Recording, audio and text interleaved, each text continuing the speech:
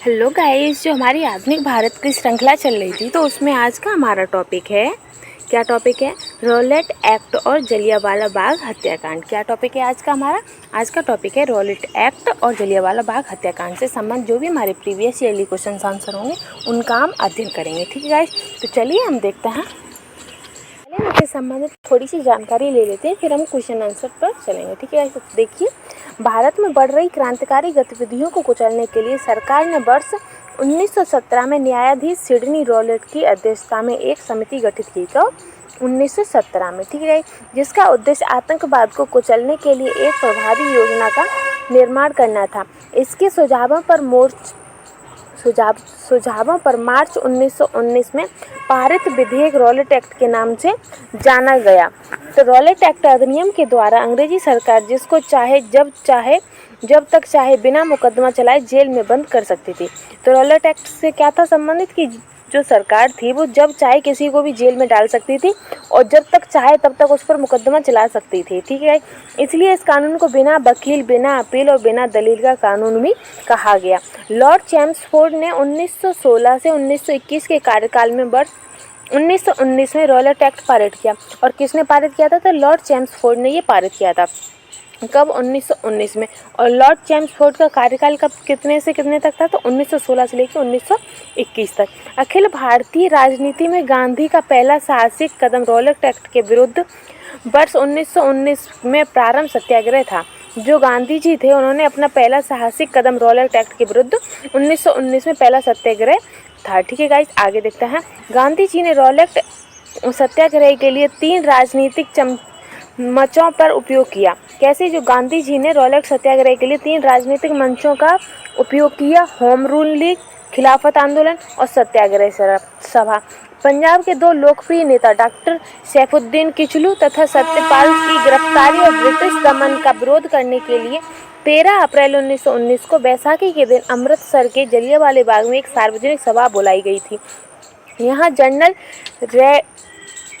रेनिगेल्ड Edward Harry Dyer, जो general Dyer थे, उन्होंने शांतिपूर्ण भीड़ पर गोलियां चलवाकर लगभग 1000 लोगों की हत्या कराई। कितने? 1000। 13 अप्रैल 1919 को जलियांवाला बाग नरसंहार की हृदय विदारक घटना के बाद रविन्द्रनाथ टैगोर ने ब्रिटिश सरकार द्वारा प्रदान की गई नाइट की उपाधि लौटा दी। किसकी? नाइट की उपाधि किसने? रविन्द्रनाथ टैगोर ने। जलियांवाला बाग हत्याकांड के विरोध में शंकरन नायर ने वायसराय की कार्यकारिणी से इस्तीफा दे दिया। जलियांवाला बाग हत्याकांड 13 अप्रैल 1919 की जांच हेतु ब्रिटिश सरकार ने हंटर कमीशन का गठन किया। किसका? हंटर कमीशन का गठन किया। कब? 13 अप्रैल 1919 में। किस लिए? जलियांवाला बाग हत्याकांड की जांच पड़ताल के लिए। इस कमीशन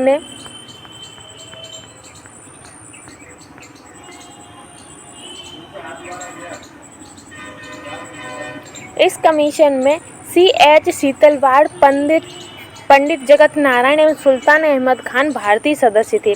कमीशन ने वर्ष 1920 में अपनी रिपोर्ट प्रस्तुत की, जिसमें इस दुर्घटना के लिए सरकार को दोषी नहीं बताया गया।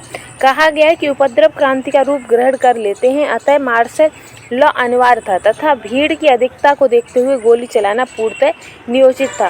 साथ ही हंटर कमीशन ने डायर के इस कार्य को केवल निर्णय लेने की भूल बताया। क्या बताया? निर्णय लेने की भूल बताया।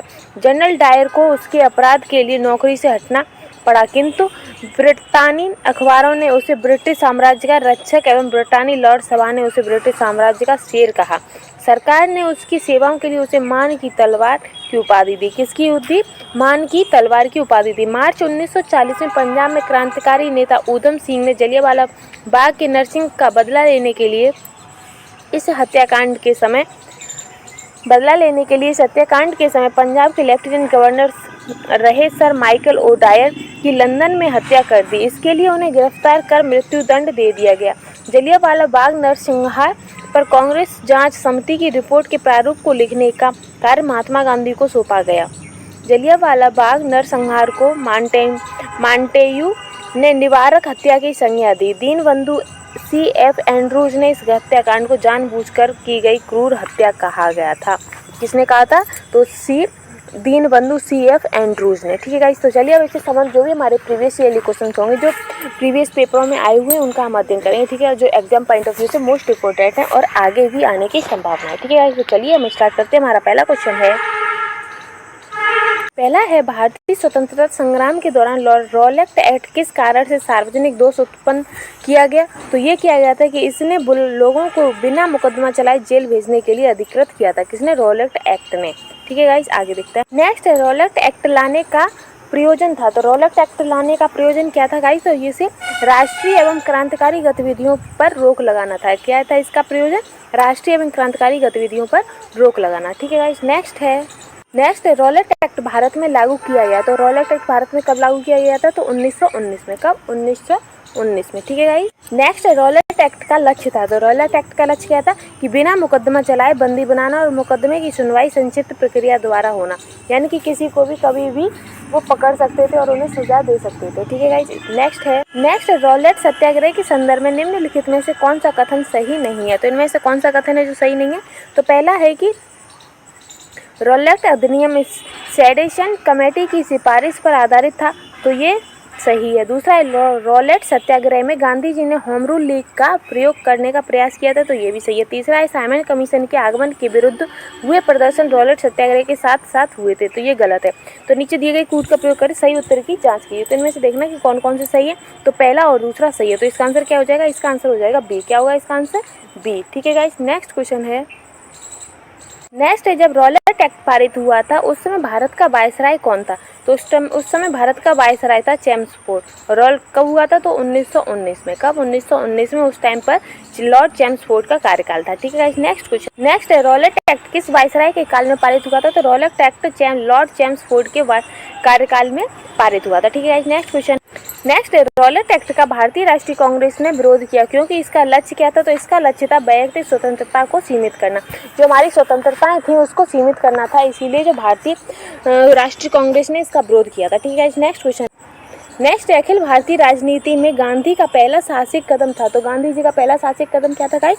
तो रॉलेट के खिलाफ सत्याग्रह। क्या? रॉलेट सत्याग्रह। ठीक है, नेक्स्ट रॉलेट एक्ट के विरोध में किसने लगान न देने का आंदोलन चलाने का सुझाव दिया था। किसका?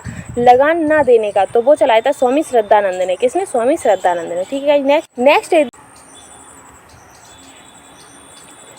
The article and revolutionary crime act 1919 को सामान्य बोलचाल में क्या कहा जाता था गाइस? तो उसे कहते थे रॉलेट एक्ट। क्या कहते थे?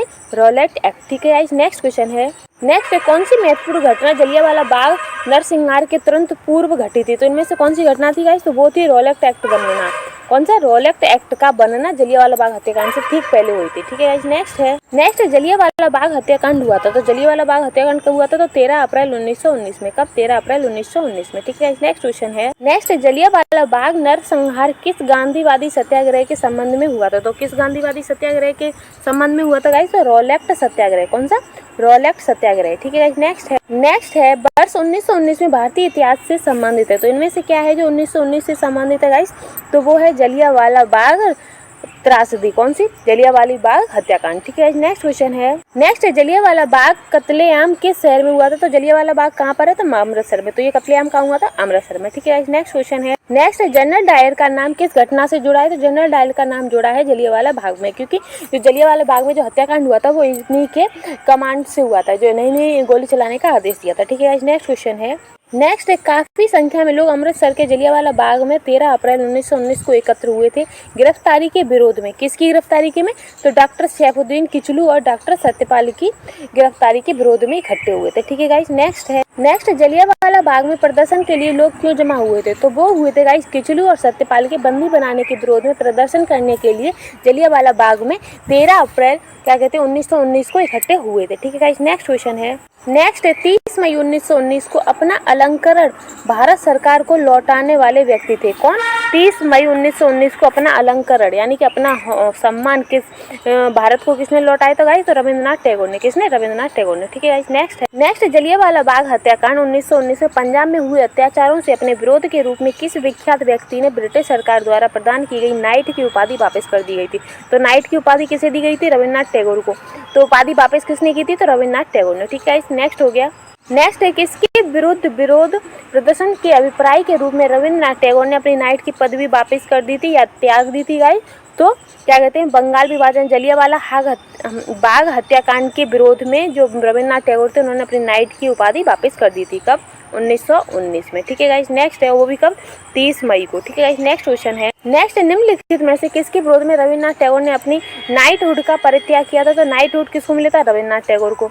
और उन्होंने क्यों वापस कर दी थी? तो जलियांवाला बाग नरसंहार के विरोध में। किसमें? जलियांवाला बाग नरसंहार के विरोध में। ठीक है गाइस। नेक्स्ट क्वेश्चन है, नेक्स्ट रविन्द्रनाथ टैगोर ने अपनी नाइटहुड उपाधि किस कारण त्याग दी थी? तो रविन्द्रनाथ ने अपनी नाइटहुड क्यों त्यागी थी? क्योंकि जलियांवाला बाग हत्याकांड के विरोध में उन्होंने अपनी नाइटहुड की उपाधि त्याग दी थी। ठीक है। नेक्स्ट है, नेक्स्ट नीचे दो कथन दिए गए हैं, एक को अभिकथन और दूसरे को कारण कहा गया है। तो ये देखना है, जो अभिकथन है उसमें लिखा है कि रविन्द्रनाथ टैगोर ने नाइटहुड की उपाधि को त्याग दिया था, तो ये सही है। दूसरा है कि वे असहयोग आंदोलन में भाग लेना चाहते थे, तो ये गलत है क्योंकि उन्होंने नाइटहुड की उपाधि त्यागी थी जलियांवाला बाग हत्याकांड के विरोध में। तो इसका आंसर हो जाएगा ए सही है लेकिन आर गलत है। क्या? ए सही है लेकिन आर गलत है। ठीक है। नेक्स्ट है, क्या है इसका आंसर? ए सही है परंतु आर गलत है। ठीक है। नेक्स्ट है, नेक्स्ट जलियांवाला बाग हत्याकांड के विरोध में वायसराय की कार्यकारिणी परिषद की सदस्यता से किसने इस्तीफा दिया था? तो वायसराय की कार्यकारिणी से परिषद की सदस्यता से किसने इस्तीफा दिया था? तो वो दिया था शंकरन नारायण ने। किसने? शंकरन नारायण ने। और किसके विरोध में? तो जलियांवाला बाग हत्याकांड के विरोध में। ठीक है। इसे आगे बढ़ते, नेक्स्ट है जलियांवाला बाग हत्याकांड के विरोध में निम्नलिखित में से किसने वायसराय की कार्य परिषद से त्यागपत्र दिया था? तो वायसराय की कार्य परिषद से त्यागपत्र किसने दिया था? तो वो दिया था सर शंकरन नारायण ने। किसने? सर शंकरन नारायण ने। ठीक है। नेक्स्ट क्वेश्चन है, नेक्स्ट है निम्न में से किसके द्वारा जलियांवाला बाग हत्याकांड के विरोध में सर की उपाधि त्यागी गई थी? तो सर की उपाधि किसे दी गई थी? तो रविन्द्रनाथ टैगोर को। किसको? रविन्द्रनाथ टैगोर को। तो उपाधि उसने किसने? तो रविन्द्रनाथ टैगोर ने उपाधि त्याग दी थी। ठीक है। नेक्स्ट क्वेश्चन है, नेक्स्ट है निम्नलिखित घटनाओं का सही क्रम नीचे दिए गए कूट से सहायता से चुनिए। तो इसमें से देखना है कि हमारा कौन से पहलू हुआ था, फिर उसके बाद कौन सा हुआ था। ठीक है। तो पहला है इसमें जलियांवाला बाग नरसंहार, तो ये भी 1919 में हुआ था। फिर डॉक्टर सत्यपाल को बंदी बनाना, ये भी 1919 में। और अमृतसर कांग्रेस अधिवेशन, तो ये भी 1919 में। लेकिन सबसे पहले सत्यपाल को बंदी बनाया गया था। कौन सा? सत्यपाल को, क्योंकि उन्हीं की बंदी बनाने पर ही तो जलियांवाला बाग में क्या कहते हैं सभा रखी गई थी। तो सबसे पहला कौन सा हो जाएगा? 2, फिर जलियांवाला बाग, फिर ये तीसरा, यानी कि फिर उसके बाद जब जलियांवाला बाग नरसंहार हुआ था तो उसके बाद फिर कांग्रेस का अधिवेशन हुआ था। तो इसका आंसर क्या हो जाएगा? 213। क्या होगा इसका आंसर? 213। ठीक है। नेक्स्ट क्वेश्चन है, नेक्स्ट है हंटर आयोग की नियुक्ति की गई थी। तो हंटर आयोग की नियुक्ति कब की गई थी गाइस? तो जलियांवाला बाग हत्याकांड के बाद हंटर आयोग की नियुक्ति की गई थी, ताकि उसकी जो जांच पड़ताल करने के लिए तो हंटर आयोग की नियुक्ति की गई थी। ठीक है। नेक्स्ट क्वेश्चन है, नेक्स्ट जलियांवाला बाग हत्याकांड के लिए जिम्मेदार ओ डायर को निम्न में से किसने मारा था? तो ओ डायर को लंदन में जाकर गाइस किसने मारा था? तो ऊधम सिंह ने। किसने? ऊधम सिंह ने। और उन्हें मारने के कारण, जनरल डायर को मारने के कारण ऊधम सिंह को क्या कहते हैं फांसी की सजा सुनाई गई थी। ठीक है। नेक्स्ट क्वेश्चन है, नेक्स्ट है लंदन में 13 मार्च 1940 को सर माइकल ओ डायर को गोली किसने मारी थी? तो लंदन में ओ डायर को गोली किसने मारी थी गाइस? तो ऊधम सिंह ने। किसने मारी थी? ऊधम सिंह ने। ठीक है। और कब? 13 मार्च 1940 को। ठीक है गाइस। नेक्स्ट क्वेश्चन है, नेक्स्ट है ऊधम सिंह ने लंदन में मारा था। तो लंदन में ऊधम सिंह ने किसको मारा था? तो सर माइकल ओ डायर को। किसको? सर माइकल ओ डायर को। और कब? 1940 में। कब? 1940 में। ठीक है गाइस। नेक्स्ट क्वेश्चन है, नेक्स्ट जलियांवाला बाग नरसंहार पर कांग्रेस जांच समिति की रिपोर्ट के प्रारूप लिखने का कार्य किसे सौंपा गया था? तो वो सौंपा गया था महात्मा गांधी को। किसको? महात्मा गांधी को। ठीक है। नेक्स्ट 1919 में जघन्य जलियांवाला बाग हत्याकांड के समय भारत का वायसराय कौन था गाइस? तो उस टाइम पे भारत के वायसराय थे लॉर्ड चैम्सफोर्ड। कौन थे? Lord Chelmsford. ठीक है। नेक्स्ट निम्नलिखित घटनाओं में से किस एक को मांटेन्यू ने निवारक हत्या के नाम से विशेषीकृत किया था? कैसे? निवारक हत्या। तो वो किया था जलियांवाला बाग नरसंहार को। किसको? जलियांवाला बाग नरसंहार को। ठीक है गाइस। आगे देखते हैं। तो गाइस ये वाला टॉपिक हमारा यहीं समाप्त होता है। अगला हमारा नेक्स्ट वीडियो में हमारा टॉपिक होगा खिलाफत आंदोलन। क्या होगा? खिलाफत आंदोलन। खिलाफत आंदोलन से जितने भी हमारे इंपॉर्टेंट क्वेश्चंस होंगे और जो हमारे प्रीवियस ईयर में पूछे गए हैं गाइस, उनका हम अध्ययन करेंगे। ठीक है गाइस। तो तब तक के लिए गुड बाय।